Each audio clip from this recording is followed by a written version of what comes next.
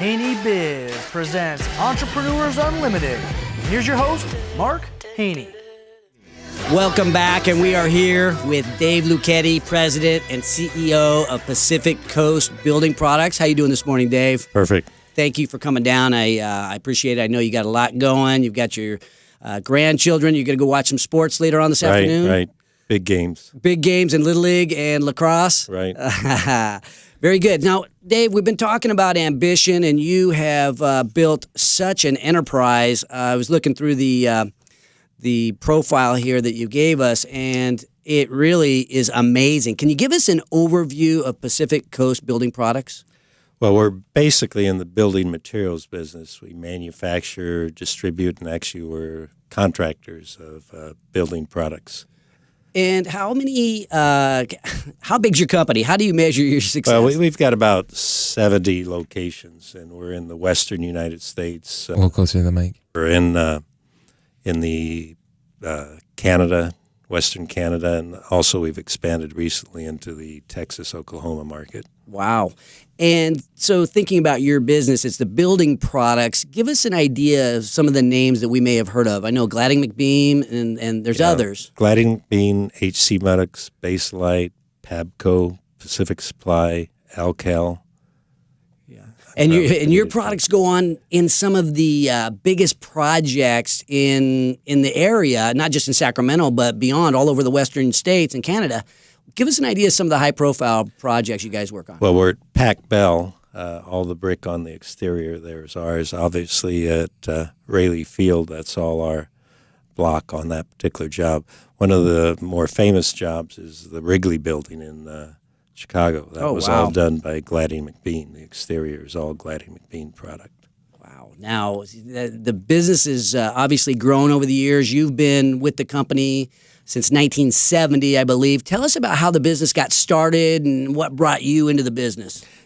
Basically, the business was started by my father-in-law in 1953. He was working for his father-in-law and decided to go out and start on his own with his mother, his wife, and one other employee. So there were 4 employees, and they started the business called Anderson Lumber, which we still have today. And from there, just grew. Okay, so you Anderson Lumber starts off as a traditional lumber company, and then what brought you into the business? Basically, I was teaching high school and coaching for a couple of years and decided I didn't want to do that for the rest of my life, so I asked my father-in-law for a job. And he was nice enough to give me a job. I think I loaded roofs and stocked wallboard for the first Now, how did you few go years. to him? How did you go to him for the job? Hey, Pop's going to have a job. How did that look? What did that look like?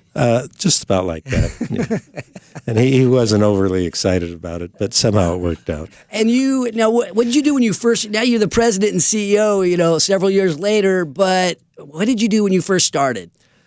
Basically, I started at the bottom. Yeah. Okay, we loaded roofs, as I said. We stocked wallboard. We blew insulation in attics and did all those kinds of So they're things. a man's man type of industry. So that's. You start with your father-in-law. You guys got a small company. Maybe it's starting to become a medium-sized company. And you're diving in hard. How did you guys grow it to the size that it is today? Well, we were very fortunate, and most of the growth, at least at the initial stages, was through acquisition. And we were fortunate to have a number of good people, and we were able to find businesses that some companies wanted to exit, and we were able to go in and melt them all together to give us a nice group. Okay, so you made several acquisitions. Right. Are there any of the acquisitions that were just game changers? Probably our biggest acquisition was when we bought a gypsum plant in Las Vegas from Johns Manville in 1976. And that really got us going in the manufacturing business. Okay, and then so that's when you became a manufacturer, but you're also a distributor, and you actually have you deal directly with the end users in some of your businesses. You've got how many businesses is it total? I don't know. Haven't counted It's a lot of businesses, and so I don't know. I can't imagine how you keep this straight. I'm always talking about my businesses on the show, and I've got this little card that shows the half dozen or so businesses, maybe a few more, and then I look at your it's like you pull out your little list of companies, a list of achievements and timelines for all the great things that you guys have done. And it's really, I feel like a child next to you. So Dave, thanks for, I appreciate you being on the show, but tell us, how did you, I mean, you made these acquisitions, but who integrated these businesses to make it so strong and successful and all the things that you are today? Yeah, well, I think basically in the initial stages, we ran these businesses all together in some fashion with the individual people responsible for individual businesses. About 10 years ago or so, we broke those businesses up into four subsidiaries that operate with a president, a board, and the whole group to operate those particular businesses pretty much individually. So each of these presidents manages a group of businesses and a number of P&Ls. Right. Okay, right. so that's that. How did you divide up the four businesses? Are they broke up? How did you decide that? There are areas that they all have some relationship. They all go together. We've got the distribution group. We've got a contracting group, and then we've got two separate manufacturing, one that's in the concrete products and clay products, and the other is in roofing and insulation and paper. Interesting. Now, and we talked about ambition a little bit at the beginning of the show where I stumbled a little bit, but now that I've got you here, you've obviously had to overcome so much to build something as significant as Pacific Coast. How would you describe your level of ambition? 1 to 10? Yeah, how about 1 to 10? Oh, probably, as you get older, it probably lessens a little. But no, we're still about an 8 or 9, I think. Good. Now, how about your team? You must have some ambitious teammates. Right. I mean, we've got really, and that's one thing that's allowed us to grow is we've always had very competent and dedicated people, and that's what has made our company. Besides yourself, who's been the most important in terms of the growth of the organization? Well, I think originally it started with my father-in-law, who kind of laid the groundwork for us to grow. And so we've had opportunities within each one of those groups to grow in those particular areas. And your father-in-law, he's no longer in the picture. No, he passed away. Yeah, he passed away. And I'm just thinking to myself, he was the guy that started it all. I don't know what you would say to him in terms of, recognizing his ambition. Oh, he was very ambitious, and took us to the edge a few times. Aha! But no, he was someone that wanted to make these things grow and go forward.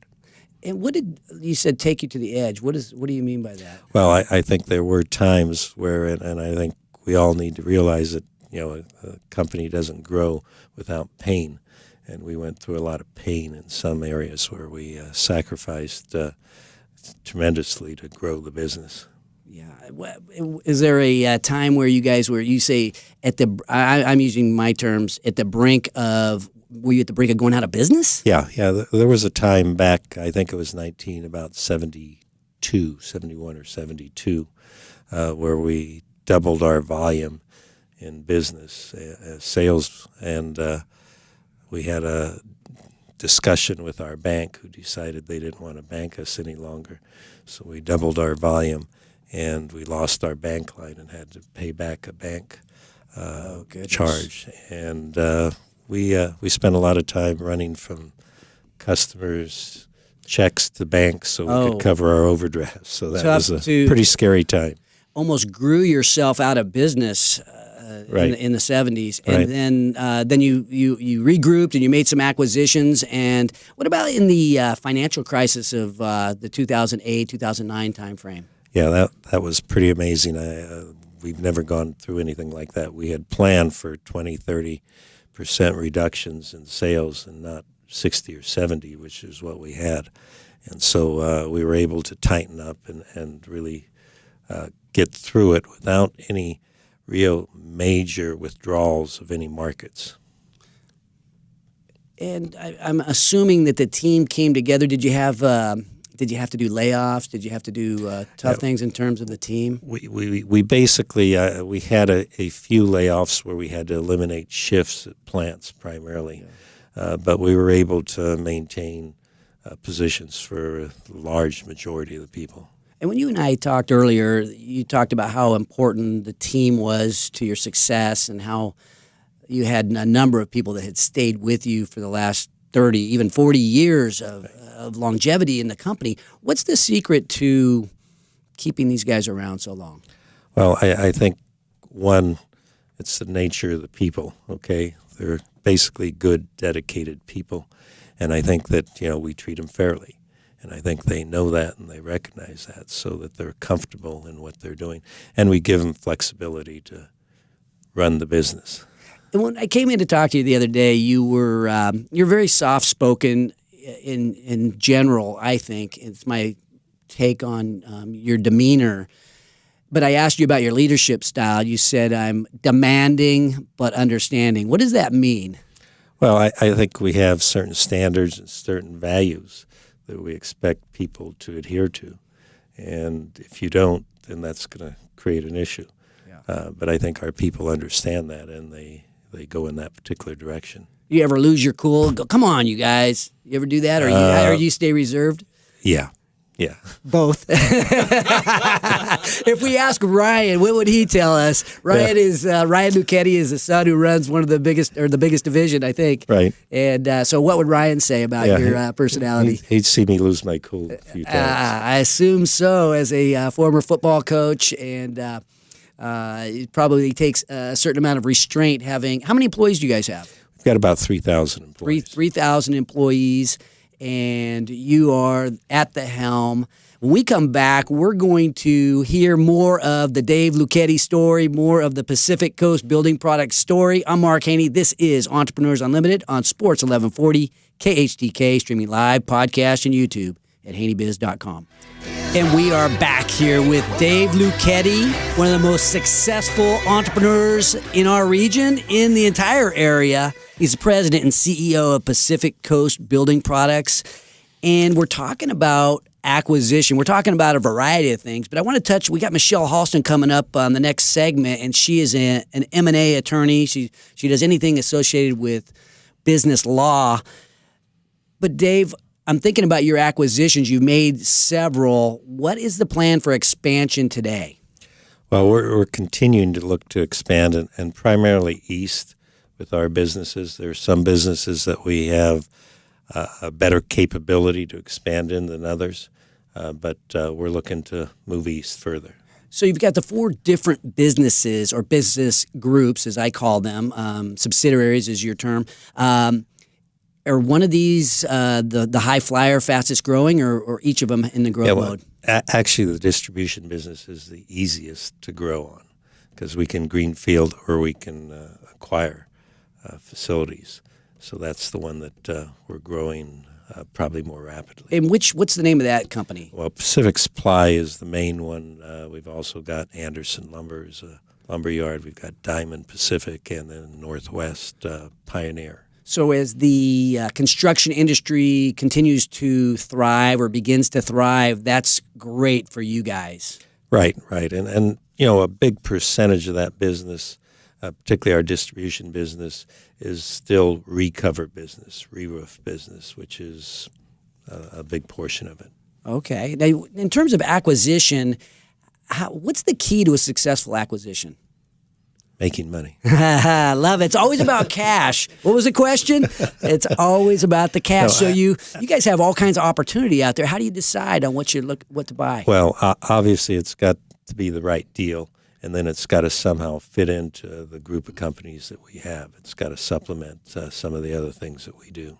And what I've seen in acquisitions is so often you go in there and you get the deal done, but the integration of the two companies or the multiple of companies can be very challenging. How do you guys successfully integrate companies once you acquire? Yeah, well, that is a challenge, and usually that will take a while. But generally, we try to put one of the people that has been with us for a number of years into that entity so that they can have a flavor for how we operate and what we do. Okay. It is kind of funny because a number of years ago we bought a large brick plant actually in Salt Lake City, and I had a meeting with all the controllers and all the people that we're going to go over and go through the process of doing our evaluation of this business. And I kind of told them, now let's be gentle, because these people have been in turmoil for a number of years. They were owned by a power company, and they'd send different people over to run the company every year or two, and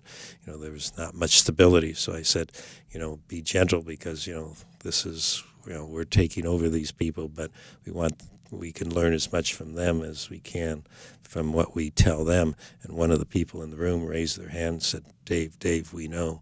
And I looked around the room, and probably out of the 10 people, 7 of them had come from acquisitions to us. Oh, very interesting. Yeah. So, once you acquire, you go meet directly with the team that you're acquiring? Is that you? You do that, you're hands-on. Yeah. In that realm. Okay. And we talked earlier about you going around and talking with the employees annually. What's your, how often do you talk to the employees? With 3,000 employees, it's tough to have individual meetings with each one. How do you work that out? Well, we go around to all the locations each year, and we have what we call our benefit meetings, where we talk to all the employees, and it's usually in a group setting. And we talk to all the employees about the benefit program, how the company's doing in general, and what they can expect going forward. So we'll have close to 100 meetings during the course of about a 4-month period, where we sit down with all the employees. And I could imagine in a great year that those can be very motivational meetings. But I could imagine in a tough year, maybe they're not as motivational. Is that a fair statement? Yeah, and I think it was all more important during the downtime, when time was bad, to be there with the employees and to tell them what we're doing and how we anticipate this thing working out. And I think they appreciate that. We always, unfortunately, we always can't go with good news, but we always go and update them as to what the status of what's going on. And I was with Ryan, your son Ryan, the other night at a fundraiser for the Heart Association, and your company and Ryan donated generously at that event. I know you do so much in the community and giving back. What inspires you to be so generous? Well, we're fortunate that we have the opportunity that we can give back, and I think that's the main thing. I think that we see needs out there, and we really want to assist people with their particular needs, the people that are less fortunate. And particularly we focus really on kids and kids that are less fortunate, and try to work in those particular areas to help them, because there are a lot of cycles that go on, and these kids that haven't had the opportunity to live in a normal home, unless we break that cycle, they're not going to know any better going forward. So we really need to get through those cycles. And a lot of our listeners, including me, we look up to you and the success that you've had. And what's it like to be you? I mean, just for a minute, what's it like to be, have built this stuff? You could probably have any toy you want. You could be doing anything you want. What's it like being Dave Lucchetti? Not as glamorous as you think. No, I'm very happy where I am. We get up in the morning like everyone else and do what we have to do, and it's not anything glamorous that I would put out there. Well, being around you, Dave, is inspiring to me. Your humility is uncommon. Your success is incredibly uncommon as well. I'm Mark Haney. This is Entrepreneurs Unlimited. When we come back, we're going to be talking to Michelle Halston, attorney and shareholder at the law firm of Greenberg and Traurig. We will be back on Sports 1140, KHTK, streaming live, podcast, and YouTube at HaneyBiz.com.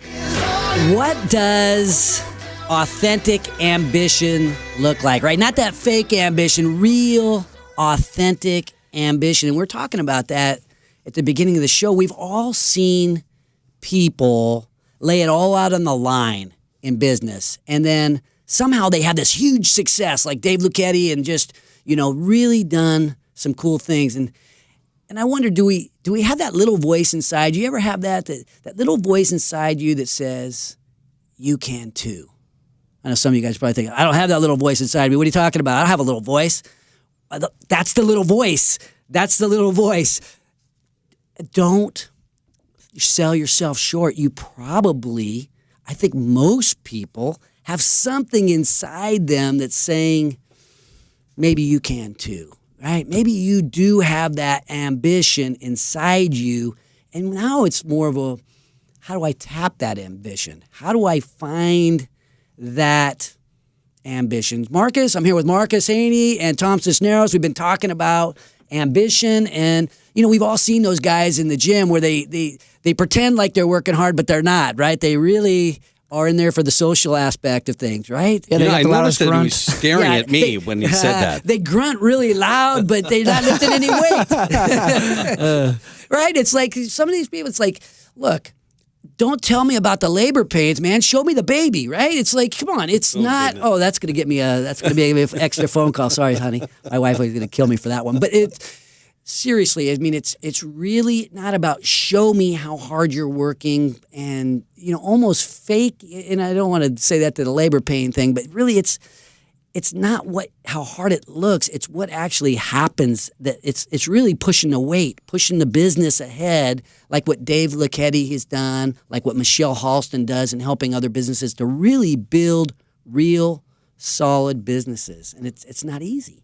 Takes ambition. Go ahead, Tom. Well, I was just going to say, I think that there's probably a lot more ambitious people out there that maybe are hamstringed by fear. They're afraid of the unknown. They're afraid to maybe take that next step, which is really, I think that's what stops most people from becoming entrepreneurs. Yeah, some people are even afraid to dream, right? They're even afraid to dream big. They're afraid to tap into what's really inside them. They've got something inside them. They know that there's, that they dream about bigger things in a small way, and then their fear shuts them down, and they quit dreaming. They won't take that, I guess, what they know is inside them and take it to that next level. And I think that's the secret, is how do you tap in? If you can find a way to actually tap into that ambition, tap into that dream, now you've got something, so powerful, and you can't let this doubt, this fear just control you. I want to just touch on a quick story about my ambition. My ambition is to help people succeed. My ambition is to help my business partners succeed, my community succeed, my friends, family, and when you start to feel a proof of concept happening a little bit, it gives you a little bit more ambition. It gives you a little bit of that confidence, gives you just a little bit of ambition. Here's a quick story about Mito Eldon of TeamSphere, right? He was on the show not so long ago, and I met Mito at a startup event randomly, and he reached out to me out of nowhere before the event and then after the event, and he's followed up with me all the time since. And he's not just followed up, he's talked to me about building businesses, and it's fun for me to help Mito. And he came on the show, and he's really doing some cool things. And just recently, he's listened to the show. He's an ambitious guy. He's one of the ambitious ones that's listening to this show all the time. And he sent me over a clip that I think reminded him of our show. And he sent over the clip, and it's a Steve Jobs clip. And underneath it, he wrote, "Show up. You got to show up," because my system of show up, shock 'em, and systematize is so basic and is so real. So we're going to play this clip, and it's a Steve Jobs clip that reminded Mito of me. Bill Hewlett when I was 12 years old, and he lived in Palo Alto. His number was still in the phone book. And he answered the phone himself. He said, "Yes?" He said, "Hi, I'm Steve Jobs. I'm 12 years old. I'm a student in high school, and I want to build a frequency counter. And I was wondering if you had any spare parts I could have." And he laughed, and he gave me the spare parts to build this frequency counter, and he gave me a job that summer in Hewlett-Packard, working on the assembly line, putting nuts and bolts together on frequency counters. He got me a job in the place that built them. So the Steve Jobs tells the story about calling the founder of Hewlett-Packard, and I'm no Hewlett, Bill Hewlett, but you know what? It felt good to even have the comparison of, you know what? I'm here to help. If I can help the entrepreneurs of this world build their businesses, I want to do that. I live in a way kind of vicariously through the success of the people that come on this show, the people that listen out there, and the ambitions that they have. That's my ambition. As you succeed, I succeed. And if I can be a part of that, you know what? That's some of the most rewarding feelings that one can get. I mean, I love coaching football, but if I can coach a little bit in business, in small business, it's so much fun. And, you get these dreams and they're at the very beginning stages, and Mito is launching this business, TeamSphere, and it's just starting to take off. He's been on several news stations. It's just starting to catch fire. It's a social media app for youth sports, and it's just starting to take off. And to me, it's like that feeling that you get when a dream is at the very beginning stages of coming through and coming true. And Mito is at the very beginning stages of getting some of that. And I really appreciate being his friend. So God bless all you that are protecting this great nation, fighting the good fight, the Dave Lucchettis, the Michelle Halstons that are setting examples for the rest of us as far as entrepreneurship goes. And God bless the brave fighting men and women that make it all possible. And God bless America. I'm never above you, never below you. Always by your side.